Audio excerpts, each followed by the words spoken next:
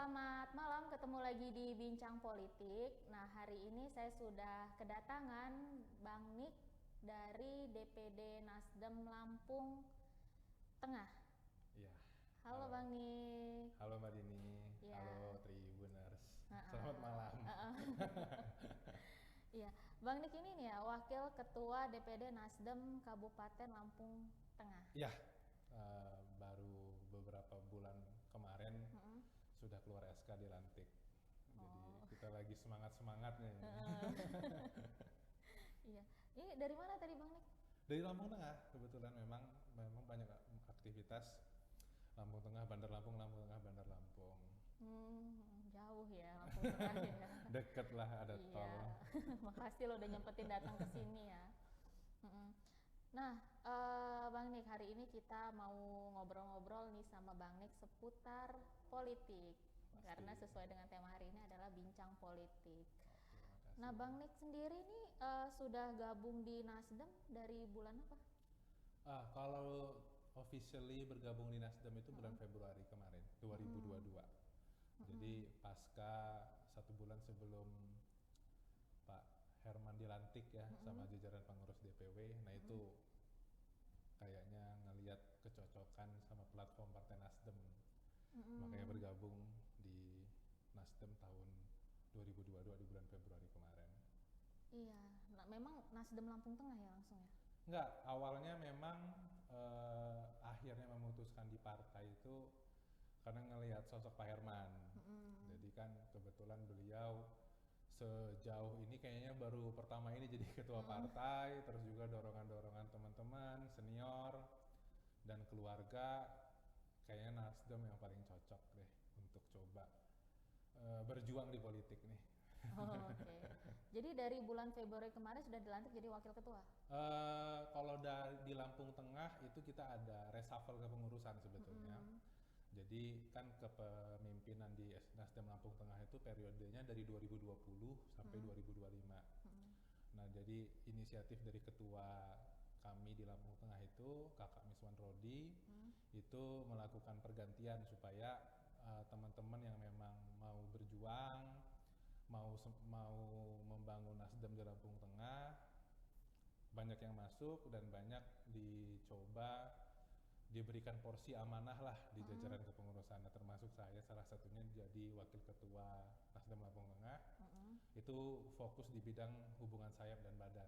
Jadi kan di Nasdem nggak cuma partai politik, tapi kita punya organisasi-organisasi sayap yang memang menunjang untuk memperluas cakupan kita untuk menyerap aspirasi dari banyak kalangan. Iya, oke. Nah, Bang Nik, dulu itu Bang Nik ini awalnya gimana sih kok tertarik terjun ke dunia politik? Nah, kalau secara nggak sadar ternyata kita terpengaruh oleh lingkungan sebenarnya. Jadi waktu zaman mahasiswa itu saya masuk Fakultas Sospol, Sosial Politik di Unila. Nah, di situ pertama kali masuk kuliah itu sebenarnya juga gimana misteri juga ya. Kayaknya banyak campur tangan Tuhan juga itu. Jadi karena awalnya kita waktu awal masuk kuliah itu mahasiswa kupu-kupu sebutannya. Kuliah pulang, Iya, nggak mau bener. aktif. Tapi ternyata ngelihat FISIP ini kebetulan nggak bisa saya justifikasi ya, tapi saat itu yang terlihat dari kacamata saya, oh ternyata banyak sekali teman-teman mahasiswa di FISIP itu berasal dari daerah-daerah nggak asli di Bandar Lampung. Ada yang dari Lampung Barat, Lampung Tengah, jauh-jauh gitu loh. Dan semangat mereka itu luar biasa. Semangat mereka itu luar biasa, ada yang entah sambil dagang, sambil organisasi, dan kelihatan dari keaktifan mereka di kelas. Nah, di situ tiba-tiba dapat pencerahan tuh, nah, saya kalau kuliahnya gini-gini aja, jangan-jangan masa depannya suram lagi. Nah, di situ makanya mutusin untuk bergabung di organisasi. Nah, kebetulan kemarin itu saya melihat ada organisasi-organisasi mahasiswa di BEM, terus di HMI juga. Nah, disitulah ngebentuk lingkungan sampai akhirnya di lingkungan kampus itu yang tadinya anak baru jadi anak mahasiswa kupu-kupu, di akhir penutup semester sempat pengen nyalon gubernur BEM kan, dan ternyata didorong teman-teman tapi nggak jadi gubernur, jadi wakil gubernur gubernur aja. Pasangan tuh karena teman waktu itu ada seangkatan saya itu ya mungkin dia lebih religius, memang lebih berprestasi juga, dia kan cukup menonjol di situ. Makanya kita yang mungkin cukup meragukan di awal kan, si mahasiswa kupu-kupu ini, tapi beruntungnya dapat lingkungan itu dan itu mengantarkan kita untuk ketemu orang-orang banyak, ketemu jajaran orang-orang di birokrasi, di politik, terus juga alumni-alumni kita memang banyak yang berkecimpung di situ. Jadi seolah jalan itu terbuka gitu, dan itu jadi panggilan batin ya. Kalau bahasa politisi itu kita ngerasa dari zaman mahasiswa sama teman-teman itu kita padahal bisa lebih bagus loh dari hari ini gitu. Kita resah sama keadaan, kok potensi yang ada nggak pernah bisa maksimal sih. Terus kita coba flashback, mungkin saya di zaman itu ada 2 pemilu yang udah dilewatin, pemilu 2014, terus ada pilkada juga kan 2015, 17, 18 sampai pilek dan pilkada juga di 2019. Oh ternyata janji-janji kampanye itu gitu-gitu aja. Gitu. Terus juga jadi siklusnya itu kayak seolah-olah dia bisa ngebaca pra pemilihan kandidat itu janjinya bombastis, pasca terpilih seolah-olah ngilang. Seolah-olah ngilang, nggak tahu kemana, tapi nanti kalaupun memang kita tertangkap oleh kita, akhirnya mau diskusi sama kita, bawaannya ngeluh. Oh ternyata kita ini nggak mampu, Adinda, kata dia. Ternyata anggaran kita ini nggak pernah cukup untuk bangun jalan segala macam. Nanti jelang pemilihan selanjutnya ngejanjiin lagi. Nah kadang-kadang kondisi-kondisi yang keresahan yang nggak puas itu tuh jadi panggilan buat kita untuk ada rasa penasaran dan rasa pengen berontak nih. Harusnya bisa lebih baik nih dari hari ini gitu. Dan nggak semua seperti itu. Ada juga kandidat-kandidat atau politisi kita di daerah yang memang mampu tuh. Kayak misalnya Pak Herman. Nah, kesukaan saya Pak Herman itu cuma satu hal. Dia konsisten bisa membangun simbol-simbol pembangunan kayak flyover, jalan, segala macam. Tapi di satu sisi dia juga punya program kemasyarakatan kayak pendidikan dan kesehatan gratis. Nah itu bukan PR gampang. Makanya saya agak awalnya ngelihat Pak Herman kok ngomongnya itu mulu sih. Flyover, pendidikan gratis, sekolah gratis gitu segala macam. Itu mulu itu, tapi ternyata itu yang paling konkret dan itulah yang ngebawa kita untuk jadi jauh lebih baik sampai hari ini. Gitu.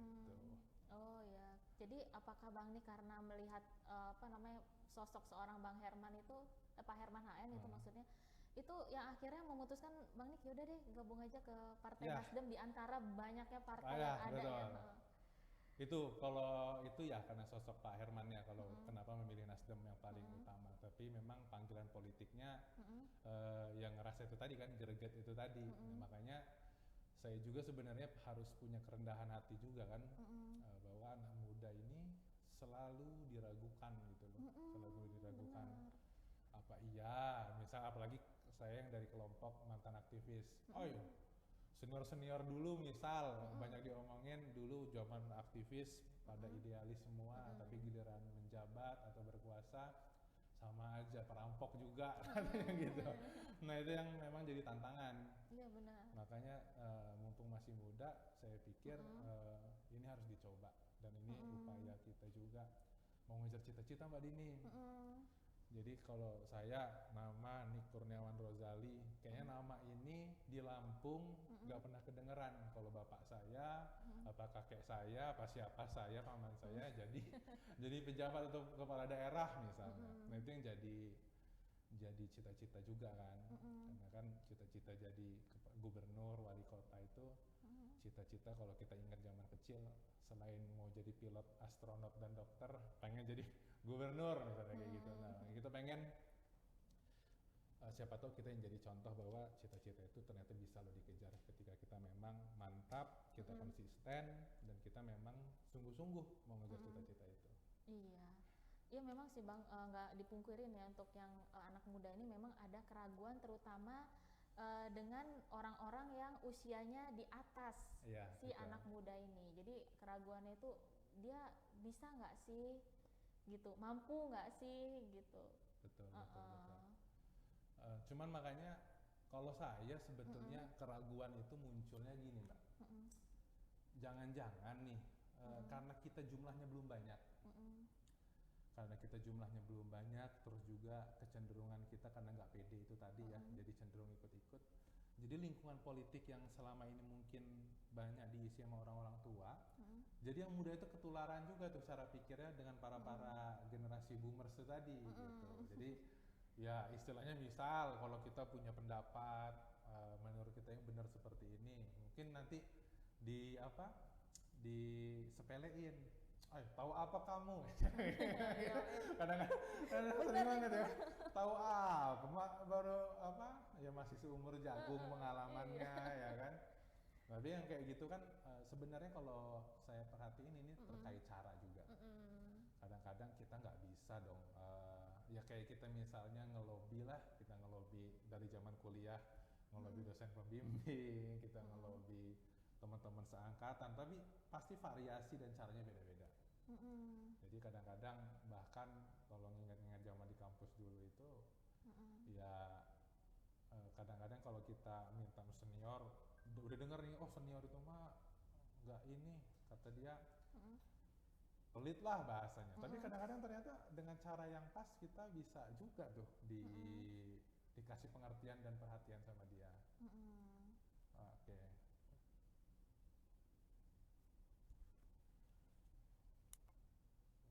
Gimana, Pak?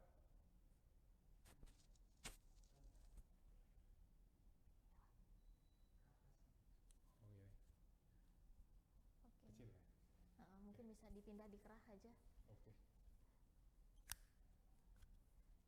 Di sini nggak apa-apa, nanti dipotong. Oke. Iya. Oke, boleh dilanjut, Bang? Minum kopi dulu. Iya. Oke. Iya.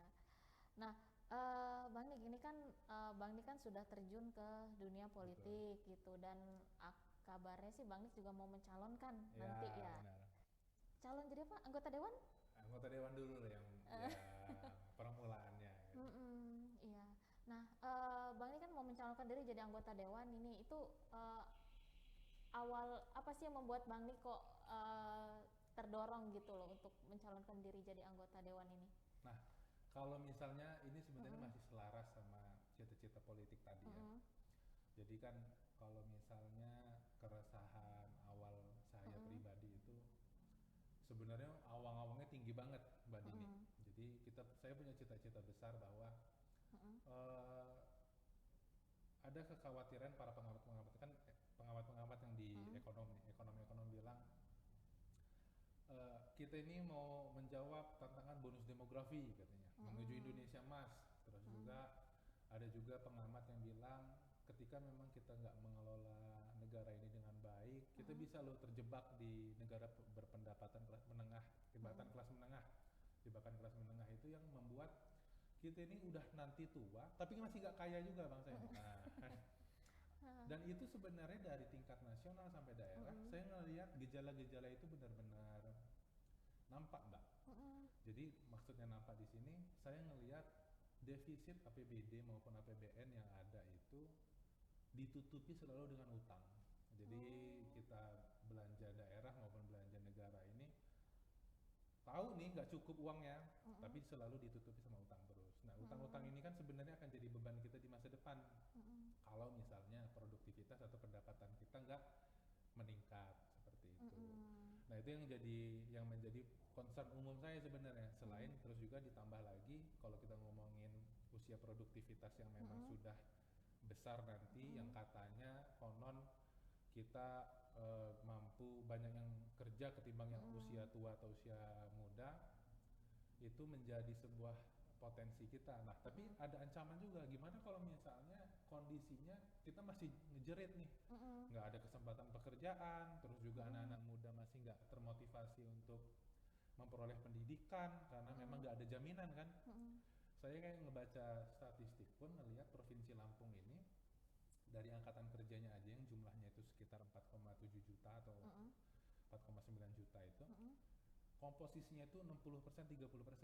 60% di sektor informal, 30%-nya di sektor formal. Yang kantoran lah bahasa umumnya kita. Dan dari komposisi itu hanya 8% loh yang dia merupakan lulusan pendidikan tinggi. Nah, jadi kan artinya banyak sekali mungkin unskilled worker kalau bahasanya itu pekerja-pekerja yang memang tidak terlatih karena memang nggak berekspektasi untuk mendapat pekerjaan yang baik. Dan konsentrasi ini karena kita Lampung negara lagi daerah yang memang mayoritasnya adalah dari sektor pertanian, itu banyak yang jadi petani.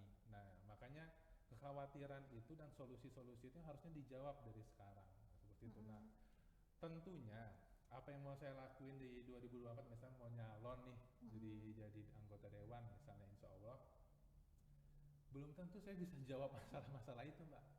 Karena kan kadang-kadang ada kita kalau di FISIP tuh sama senior-senior ngobrol, kayaknya baru bisa merubah tatanan dunia ini jadi lebih baik minimal jadi bupati dulu Dinda, katanya kayak gitu.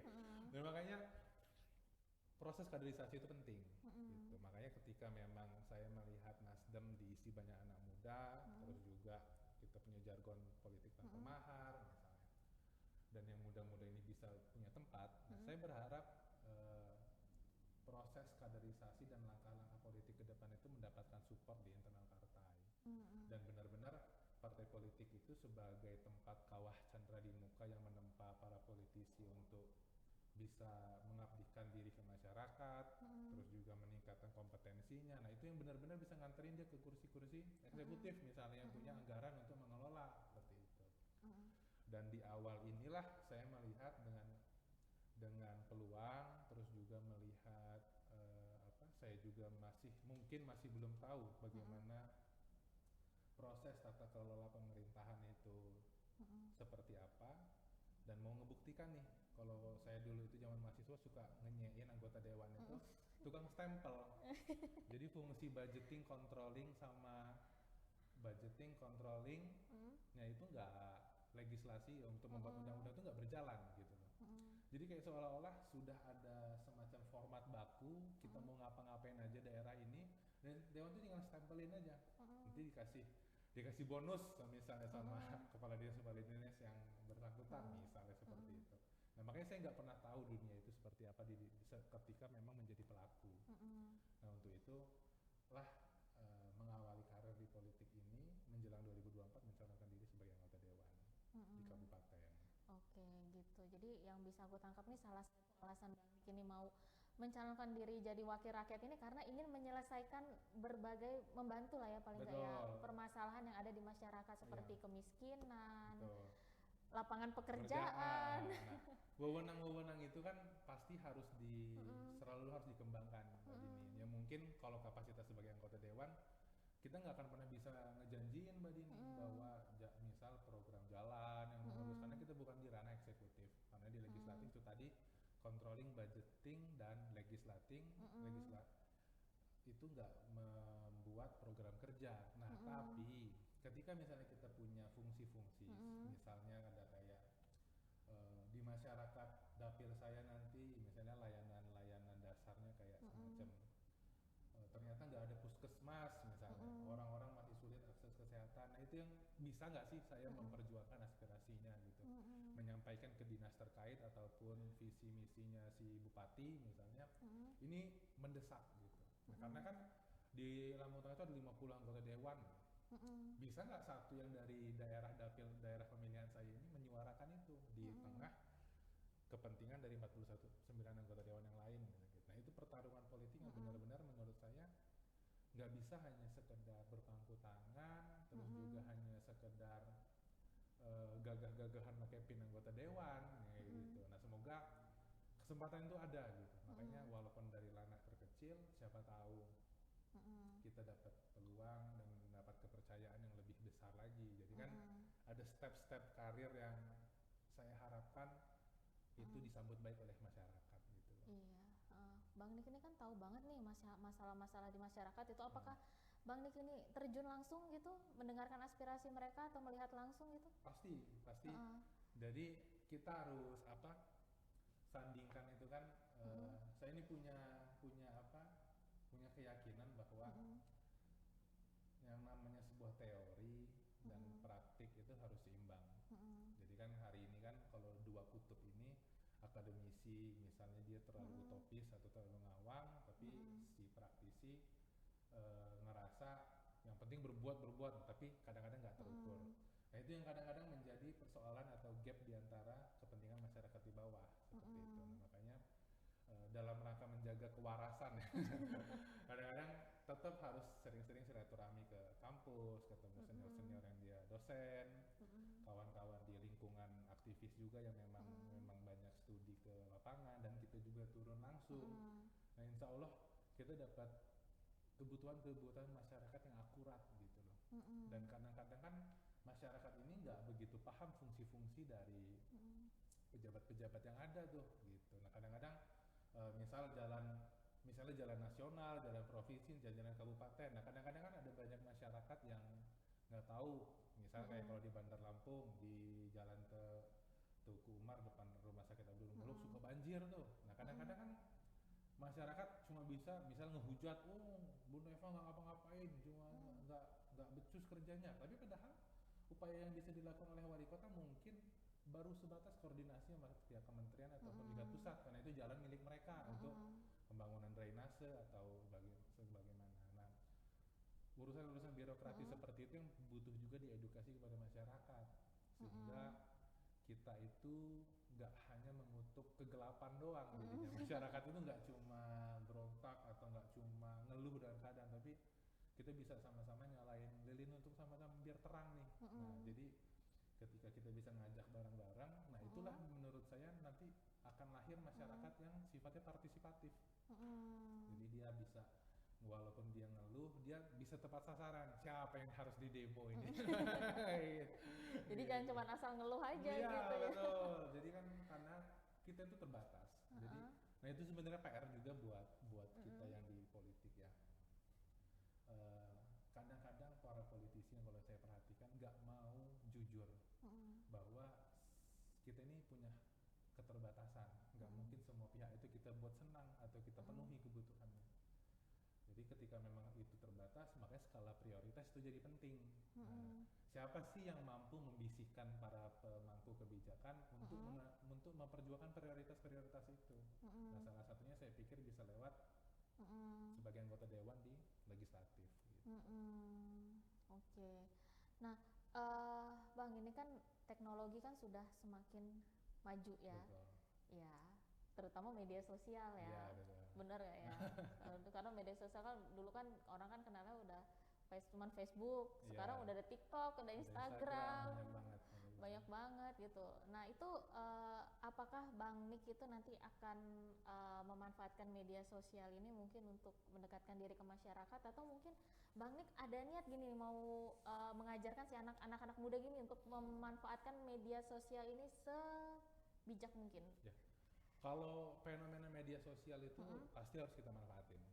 Nah, cuman saya melihat tantangannya juga begitu berat juga tuh di medsos. Jadi kan di Facebook ataupun Instagram Ads itu kan ada yang berbayar tuh supaya kita bisa menjangkau. Misalnya saya kemarin itu ke daerah seperti Surabaya di ujung timur sana. Kalau misalnya kita berbayar taruhlah katakan 50.000 sehari, jangkauannya mungkin berapa puluh ribu user. Ternyata itu sangat apa ya? Kalau secara statistiknya banyak sekali silent majority, silent reader doang gitu. Jadi engagement ataupun partisipasi mereka mungkin melihat konten-konten politik itu belum cukup antusias seperti itu. Nah, dan juga fenomena yang kita lihat sekarang kan media sosial ini jadi sarana-sarana untuk konsumsi aja ya. Ya cuma sekedar ngabisin waktu nge-scroll aja, tapi kadang-kadang algoritmanya itu yang masih menjadi PR seorang kandidat politik itu untuk ini nih harapan kita seperti itu. Nah, itu yang butuh saya pikir nggak cuma di Lampung tapi dalam skala level nasional pun cukup menjadi tantangan banyak orang seperti itu. Dan edukasi lagi peran kita itu untuk mengedukasi, karena kan hoax ataupun memang komentar-komentar negatif, hal-hal seperti itu yang kadang-kadang susah untuk kita kontrol. Makanya beberapa media sosial yang mudah memviralkan sesuatu itu kadang-kadang kalau kita ngikutin komentarnya ngerasa wah kok sebegitu bencinya nih kadang-kadang kayak orang sama seseorang misalnya gitu, atau pro dan kontra yang ada di media sosial itu apakah itu cerminan dari atau general masyarakat kita. Nah itu yang memang masih jadi PR, karena kalau dalam tingkat nasional pun ternyata banyak sekali itu tuh berupa settingan, kadang-kadang ada buzzer. Nah itu yang benar-benar harus kita coba sikapi ya dengan bijak supaya menyadur informasi itu bisa nggak cuma satu sumber seperti itu. Nah itu yang memang jadi PR kita sama-sama harus. Iya, tapi sih memang kalau aku lihat itu di media sosial itu memang apa aja itu udah disampaikan gitu loh ke media sosial ya, entah itu benar entah itu hoax gitu Iya, kan. betul. Iya, jadinya ya itulah susah kan disaringnya gitu ya. Nah dan di politik yang memang yang menjadi konsumsi yang lebih menarik itu yang kontroversial sayangnya. Jadi kalau kayak capaian-capaian pembangunan ataupun hasil-hasil kinerja kok kayaknya secara trafficnya kurang. Nah itu yang jadi PR kita nih. Apa sih caranya untuk membuat hasil-hasil atau sarana-sarana pembangunan yang sudah dilakukan oleh pemimpin kita itu ngebuat kita makin optimis. Oh ternyata masih ada harapan loh gitu. Makanya itu masih PR tuh di Lampung. Kalau nasional kita udah bisa ngeliat lah pemimpin daerah yang berprestasi, yang cukup konten-konten medsosnya lucu, terus juga membakar semangat ya, kayak Mas Anies, Mas Ganjar, Kang Ridwan, Kang Emil. Nah itu kan keren-keren semua tuh. Nah kita ini berharap pemimpin daerah kita mungkin bisa mengadopsi cara bermedsos kayak pemimpin-pemimpin yang keren kayak gitu juga, kayak gitu. Jadi kita sebagai masyarakat juga ternyata terinformasi oleh capaian pembangunan dan kita makin semangat loh kalau ngelihat capaian-capaian itu, yang kalau saya yakini seperti itu, Mbak. Iya. Nah, Bang Nik kan pasti punya media sosial kan? Ya. Pasti dong. Apakah nanti Bang Nik itu akan menggunakan media sosial ini untuk mendekatkan diri gitu loh dengan anak muda ya terutama, atau siapapun lah, kan sekarang kan siapa aja kan udah menggunakan media sosial gitu. Ya, pasti kalau kita pasti pakai media sosial juga. Walaupun memang yang banyak punya respon tuh teman-teman yang malah di kota Bandar Lampung. Karena kan yang paling ini ya, paling geliat kan medsosnya gitu. Tapi ya semoga pesan-pesan kita kayak kita di podcast ini gitu. Jadi ini kan sebagai ajang permulaan, terus juga bahwa siapa tahu kan kalau misal ada jalannya, kalau kita memang terus konsisten bisa menapaki karir politik, besar harapan saya rekaman dari podcast ataupun postingan-postingan kita yang sekarang ini bisa jadi kenangan kita gitu loh. Oh berarti di masa usia yang saya semakin matang nanti, alhamdulillahnya kita bukan politisi karbitan misalnya gitu.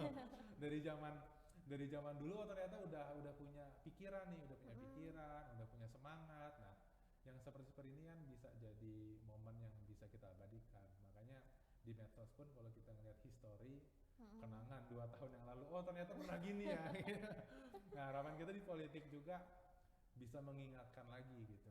Ini kan sebagai pengingat kita juga, supaya mungkin kalau nanti di masa depan jangan-jangan kita nggak membumi lagi gitu, nggak ingat perjuangan dulu misalnya gitu. Iya, tapi Bang Nik pasti pengennya ke depannya nanti terus ya. Iya dong. Terus ada dong. terus, iya. Nah Bang, ini kan Bang Nik kan mau mencalonkan diri jadi wakil rakyat ya. Tadi yang aku tangkap sih salah satunya tantangannya mencalonkan diri jadi wakil rakyat itu adalah keraguan dari orang-orang yang usianya di atasnya Bang Nik gitu ya. Itu pasti salah satu tantangan kan? Pasti.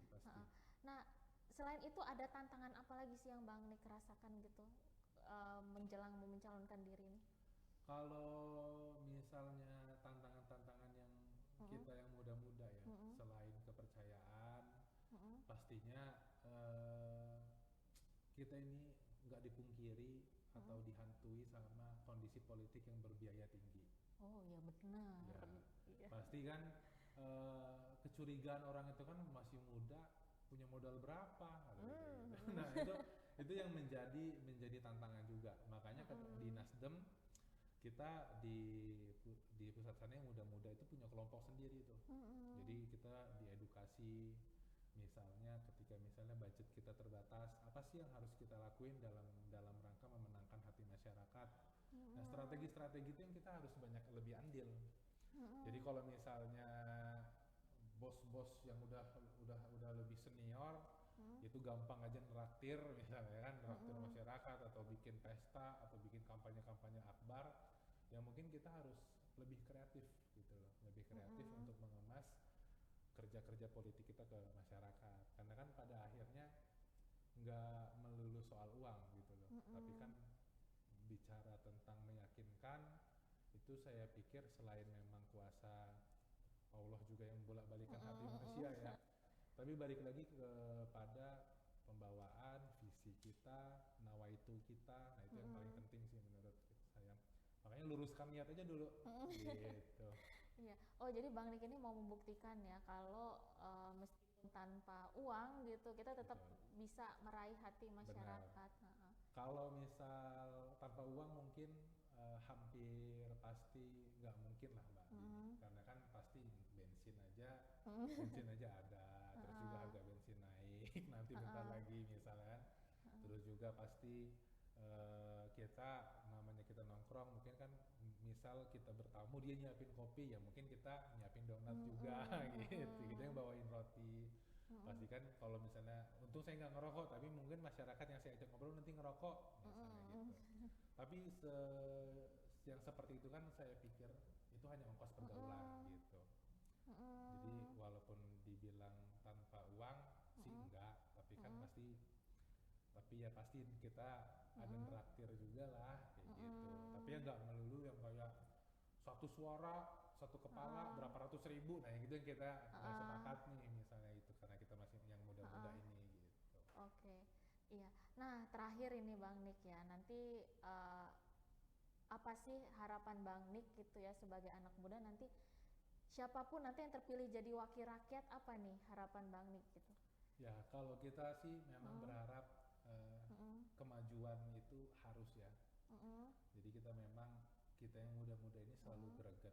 Kemajuan itu nggak berjalan di tempat ataupun berjalan pelan.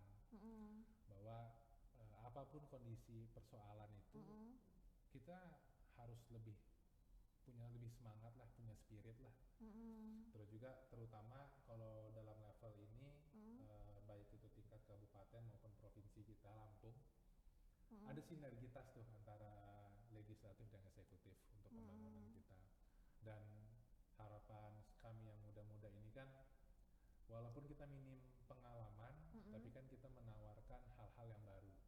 Jangan-jangan nih kalau misal para senior-senior mungkin punya gagasan juga, tapi karena punya beban masa lalu ataupun mungkin ngerasa ini pernah dia coba dulu tapi nggak berhasil, jadi malas mencoba lagi. Ya mungkin kita yang muda-muda minim pengalaman ini nih mungkin bisa memberikan sebuah terobosan. Yang penting, yang paling saya coba pengen ajak anak-anak muda tentunya, itu kita nggak boleh kehilangan harapan pada intinya. Dan secara mentalitas, yang pengen saya coba edukasi dan ajak teman-teman itu, ayo kita ngelihat pembangunan ataupun ranah-ranah politik ini nggak cuma tentang hitam putih nih. Karena nggak akan pernah ada kayaknya Ratu Adil itu atau pemimpin yang memang turun dari langit yang sempurna banget, tuh nggak pernah ada. Setiap orang pasti punya kelebihan dan kelemahannya, tapi kekritisan kita itulah yang bisa melihat, oh pemimpin tipe seperti ini nih yang dibutuhin kita, terlepas dari kekurangannya seperti itu. Jadi ya mulai sikap kritis atau mentalitas kita itu, kita paham konsekuensi pada intinya gitu. Jadi kita nggak hanya terjebak pada proses politik yang ini suku AB misalnya gitu, atau tadi money politik, terus juga kita nggak terjebak pada slogan-slogan yang hampir mustahil diwujudin lah kalau bisa. Jadi benar-benar si kandidat-kandidat politik itu mampu membaca situasi itu secara makro, mikro, dan memang bisa akurat menjawab persoalan dan tantangan masyarakat. Iya, oke ya. semoga nanti Bang Nik kepilih lah Amin. ya. Semoga laku ya. Semoga laku dipilih. Semoga laku. Saya yakin kok Bang Nik pasti bisa lah membantu berbagai permasalahan yang ada di sekitar kita. Amin. Dari yang kecil, Mbak. Oke Bang Nik, sebelum kita akhiri ini ada yang mungkin mau Bang Nik sampaikan? Kalau intinya jangan putus asa lah, gitu. Banyak harapan tuh selalu ada, dan semoga kalau misalnya ini kita dilihat oleh banyak orang, intinya pesan kita samalah. Kalau mau berbuat baik, ayo bareng-bareng. Semua kita harus kolaborasi. Ini bukan PR mudah buat ngejawab tantangan zaman nih. Jadi nggak boleh kayak gitu-gitu aja. Jadi kita pengennya kayak gitu intinya. Ya terus juga paling moto Khairun nas anfa'uhum linnas gitu. Sebaik manusia yang bermanfaat terhadap sesama. Ini semoga istiqomah lah ya. Iya. Baik, terima kasih Bang Nik ya atas waktunya ya, udah jauh-jauh datang dari Lampung Tengah. Nanti kalau diundang lagi boleh ya datang lagi. Boleh. Nanti kalau bisa pemuda-pemuda itu rame tuh. Jadi kan kayak diskusi publik ataupun dialog gitu. Jadi seru pasti. Oke, ya makasih banyak ya Bang Nik ya. Makasih Mbak Dini. Ya Tribuners, itu tadi obrolan kita bareng dengan Bang Nik. Sampai jumpa lagi di Bincang Politik berikutnya. Selamat malam. Oke, udah Mbak. Udah.